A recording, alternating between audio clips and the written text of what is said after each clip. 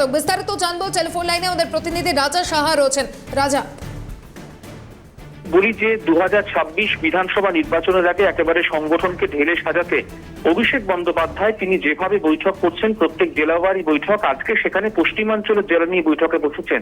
এই মুহূর্তে বাঁকুড়া জেলার বাঁকুড়া সাংগঠনিক জেলার সঙ্গে জেলা নেতৃত্বের সঙ্গে বৈঠক করছেন অভিষেক বন্দ্যোপাধ্যায়। তোমাকে বলি, এই বাঁকুড়া লোকসভা যেটি তৃণমূল কংগ্রেস তারা পুনরায় জয়লাভ করেছে 2024-এ, যেটি 2019-এ বিজেপি সুভাষ সরকার জয়লাভ করেছিল, সেখান থেকে অরূপ চক্রবর্তী জয়লাভ করেছে।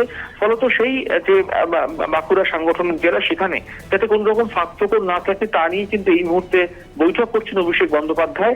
ঠিক দুপুরবেলা 2:30-এর পর বিষ্ণুপুর সাংগঠনিক জেলা, যেই সাংগঠনিক জেলা কিন্তু যেখানকার লোকসভা বিষ্ণুপুর লোকসভা সৌমিত্র খা বিজেপির প্রার্থী তিনি জয়লাভ করেছেন, সেই বিষ্ণুপুর সাংগঠনিক জেলা নিয়ে বৈঠক করবেন অভিষেক বন্দ্যোপাধ্যায়। লক্ষ্য একটাই, তা হলো 2026 বিধানসভা নির্বাচনে বেশ অতিরিক্ত আসন জয়লাভ করা। ধন্যবাদ জানাবো রাজা।